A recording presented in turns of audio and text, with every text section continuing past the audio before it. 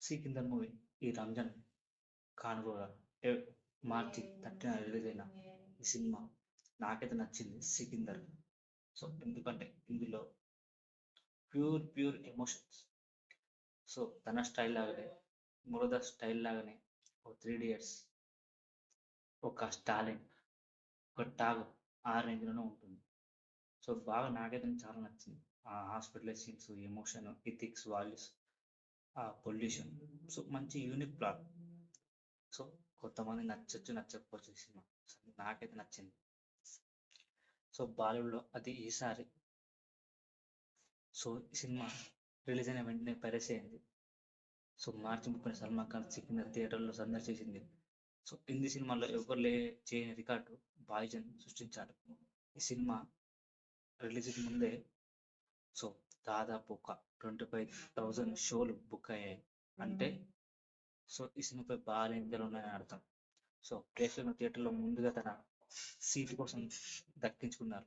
So కానీ cinema April మార్చి 30న release అయినా కానీ పైరసీ గురైంది. సో మార్నింగ్ 10కి పైరసీ రిలీజ్ అయ్యి అందరికీ షాక్ ఇచ్చింది. కానీ అయినా కూడా సల్మాన్ ఖాన్ తగ్గేదేలే అంటున్నాడు. కొంచెం షాక్ కొంచెం బాగుంది, కొన్ని నెగిటివ్స్ అంటున్నా కూడా సినిమా కలెక్షన్ బాగానే ఉన్నాయి. సో మొత్తం ప్రపంచవ్యాప్తంగా డే కలెక్షన్ మాట్లాడుకుంటే 54 కోట్లు, ఇండియాలో 30 కోట్లు. సో మంచి కలెక్షన్ అని చెప్పాలి.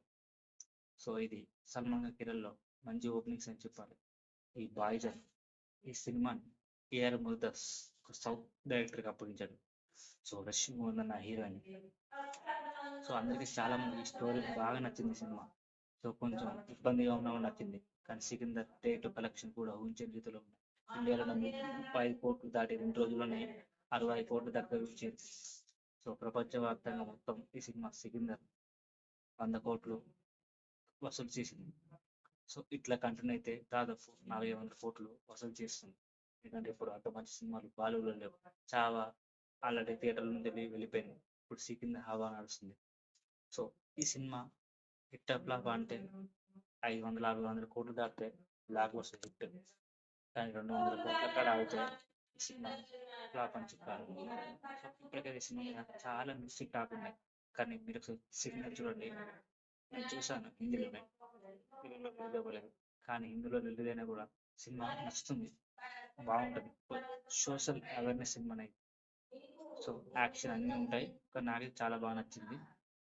సో తప్పకుండా మీరు చూడండి. సో ఈ మీకు ఈ సినిమా నచ్చితే చూడాలనుకున్న వారి కోసం కామెంట్ చేయండి, చూడాలా వద్దా. సో ఈ ఛానల్కి వచ్చిన లైక్ చేయండి, షేర్ చేయండి, సబ్స్క్రైబ్ చేయండి.